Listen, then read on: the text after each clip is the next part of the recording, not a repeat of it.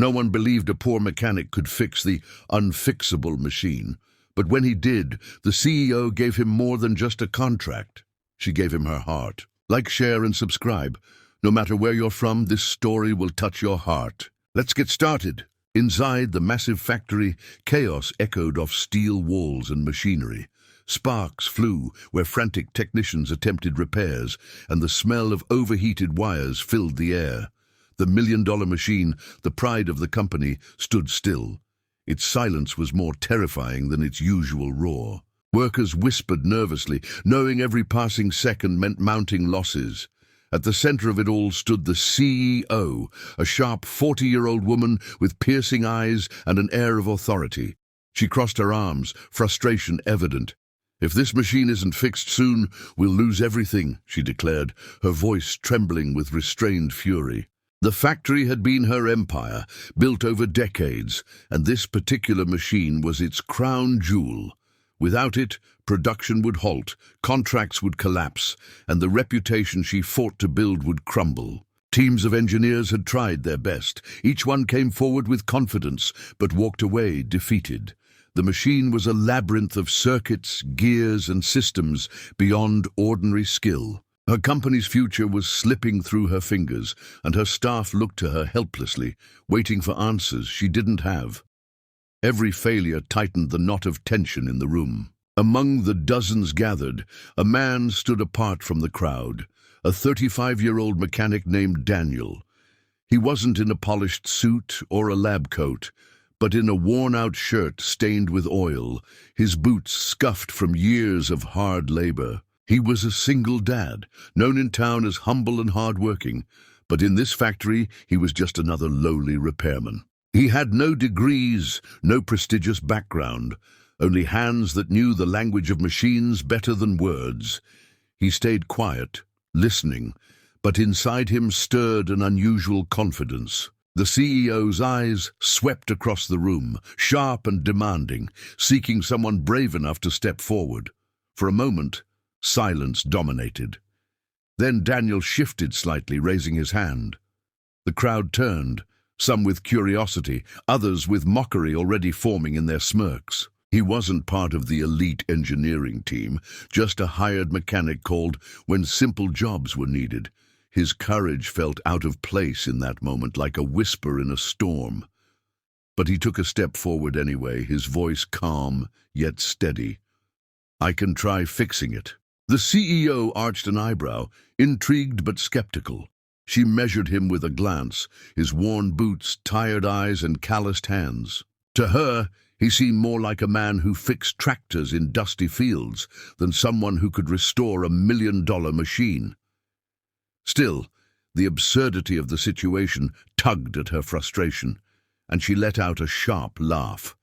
Half in jest, half to challenge his nerve, she smirked and said, "If you fix this engine, I'll marry you."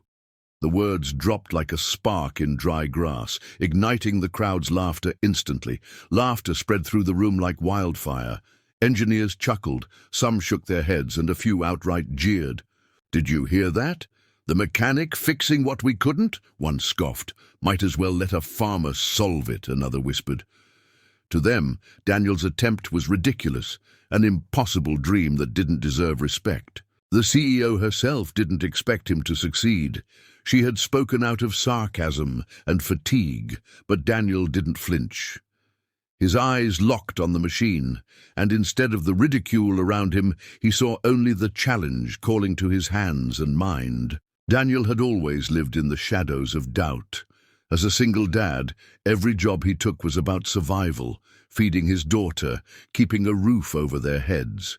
He wasn't used to applause or recognition, but he knew machines like old friends. Where others saw tangled wires and dead ends, he saw patterns, possibilities, and hidden logic. He didn't need fancy tools or degrees. He needed focus. The jeers didn't matter. The CEO's smirk didn't matter. The machine, silent and waiting, was the only voice he chose to hear in that noisy hall. Slowly, he approached the massive machine. Its steel frame loomed over him, casting a shadow that seemed almost alive. He placed a hand on the cold metal, closing his eyes for a second as if listening. Behind him, murmurs and laughter buzzed like hornets, but Daniel shut them out. He crouched, examined the wiring, traced the gears with his eyes, and noticed details others had overlooked. "You've been hurt before," he whispered softly, almost as if the machine were a wounded creature. His hands moved with instinct, mapping its secrets, the way only years of grease and toil could teach. The CEO leaned back, half amused, half impatient. Part of her wanted to dismiss him outright, to tell him to step away before he embarrassed himself. Yet something in his composure stopped her. He wasn't fumbling like the engineers had. He was deliberate, calm, methodical. A flicker of doubt passed through her, doubt in her own assumption. Could this mechanic truly see something the experts had missed? The crowd, still laughing, didn't notice the slight shift in her expression. For the first time she felt a spark of curiosity burn through her frustration. The factory's chaos grew quiet, almost eerily so, as Daniel prepared to attempt the impossible. The laughter still echoed faintly, but now there was an undercurrent of tension, like the hush before a storm. The machine sat there, lifeless yet powerful, and the man everyone dismissed was about to challenge it. His daughter's face flashed in his mind, her trust, her hope, her belief that her father could do anything. He inhaled deeply, wiped his hands on his shirt, and leaned closer to the heart of the broken beast. The test of his life was about to begin. The mechanic didn't laugh at the joke. Instead, he walked closer to the broken machine, his boots echoing across the cold factory floor. While others had thrown up their hands in defeat, he placed his palm gently on the steel, almost as if he could feel its heartbeat. He didn't see just a machine. He saw a puzzle waiting to be solved. The engineers rolled their eyes. The CEO raised a brow, curious but skeptical. To her, he was just a single-dad mechanic, someone who patched up cars, not million-dollar machines. Still, he began his work quietly, undeterred. He studied every gear, every pipe, every wire with eyes sharpened by years of hardship. His hands, rough from countless late nights fixing old engines in dimly lit garages, moved with patience. He didn't rush. Where others had measured by equations, he listened to the hum of the machine's silence. At night, when everyone else left, he stayed, crawling under panels, sketching diagrams on scraps of paper, and whispering thoughts aloud. The machine wasn't just broken, it was misunderstood, and he was determined to understand it fully. Days blurred into nights, but his determination never faltered. His shirt clung with sweat, grime streaked across his face, yet his focus remained absolute. When exhaustion threatened to consume him, he remembered the promise of stability for his daughter, the reason he woke up every day. Failure wasn't an option. The CEO sometimes came to check on him, arms folded, pretending not to care, but she noticed something the others lacked in him: humility mixed with relentless drive. He didn't demand recognition, didn't ask for help. He simply worked. One afternoon, his little daughter skipped into the factory, carrying a small paper bag of sandwiches. She was only 8, with eyes that shone brighter than any spark. "You can do it, Dad," she whispered, handing him the food. Her voice was soft but firm, like a secret promise between them. He smiled, the fatigue easing from his shoulders. That encouragement was worth more than any paycheck, more than any title.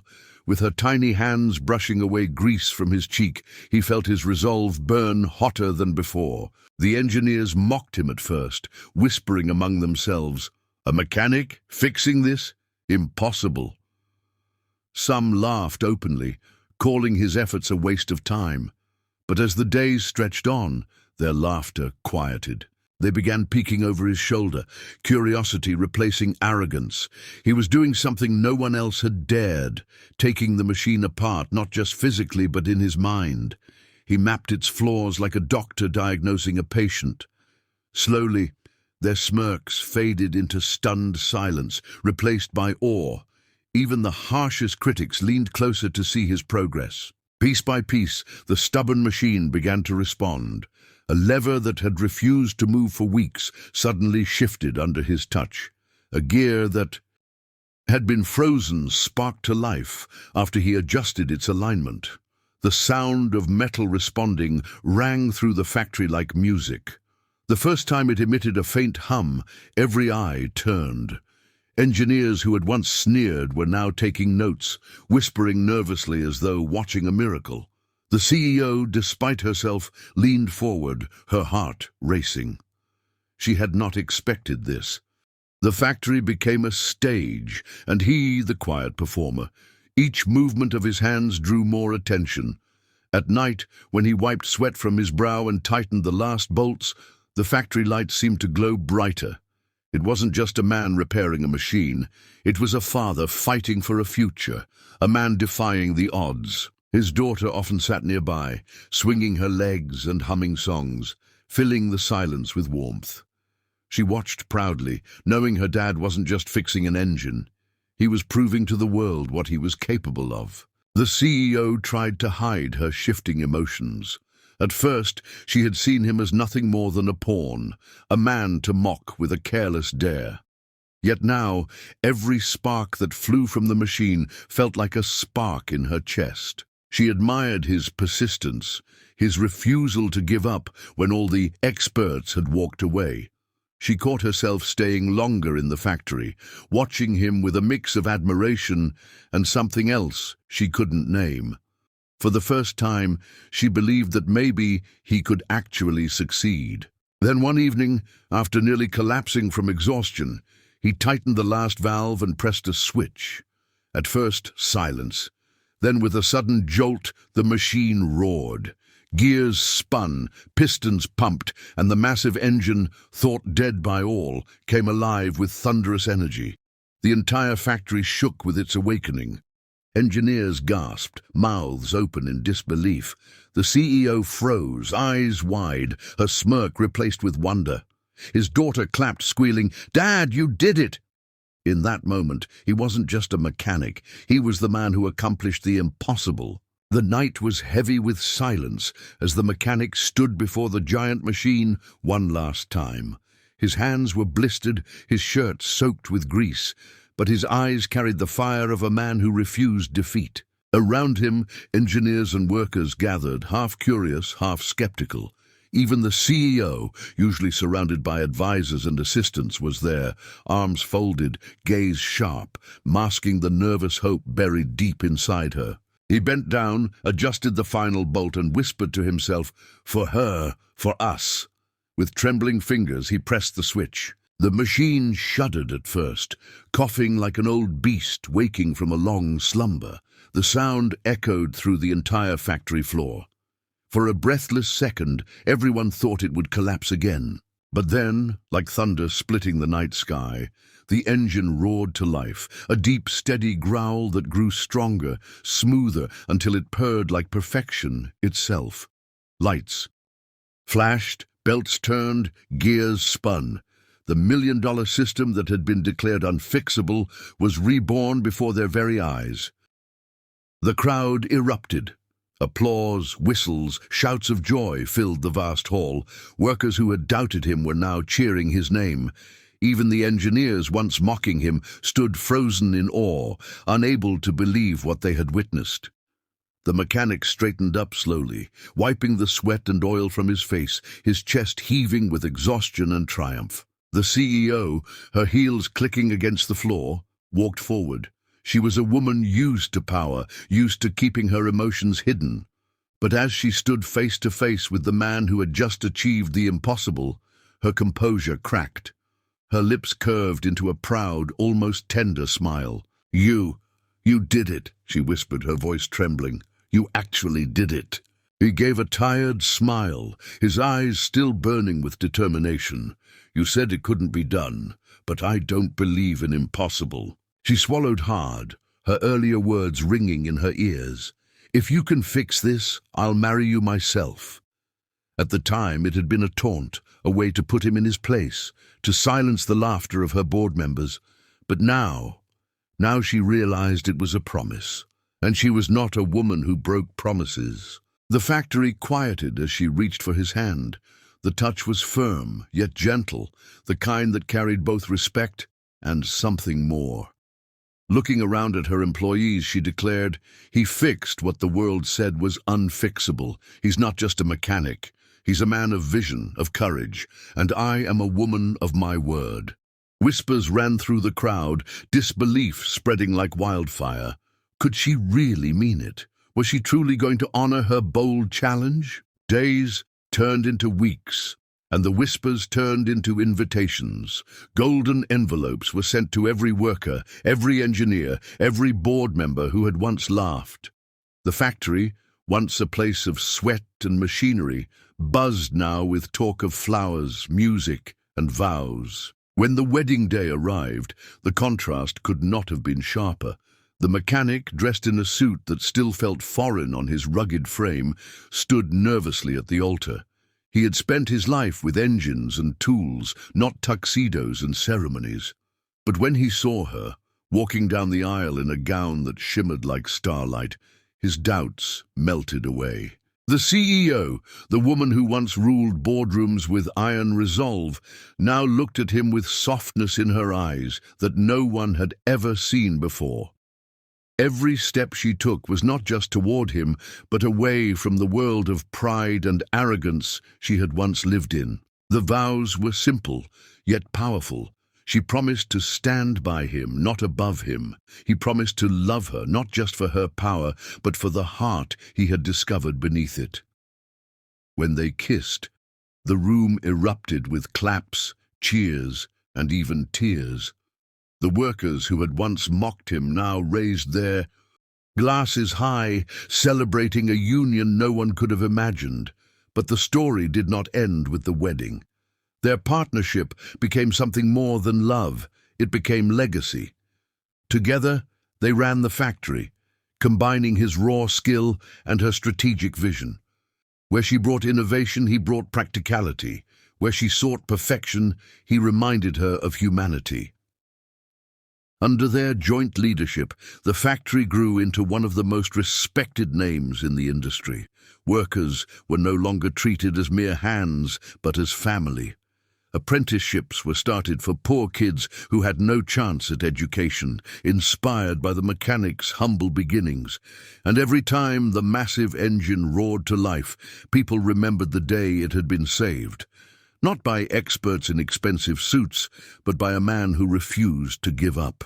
Years later, when their daughter, born from a love story that began as a joke, stood beside the same machine, she listened to her father's story. He knelt down, handed her a small wrench and said, "Remember, impossible is just a word. What matters is how hard you're willing to try." The little girl smiled, holding the tool like a treasure. The CEO, now softer but still radiant, stood beside them, her hand resting on her husband's shoulder. Together, they had built not just a family or a business, but a legend. And it all began the day a poor mechanic dared to take on the impossible and won both an engine's life and a CEO's heart.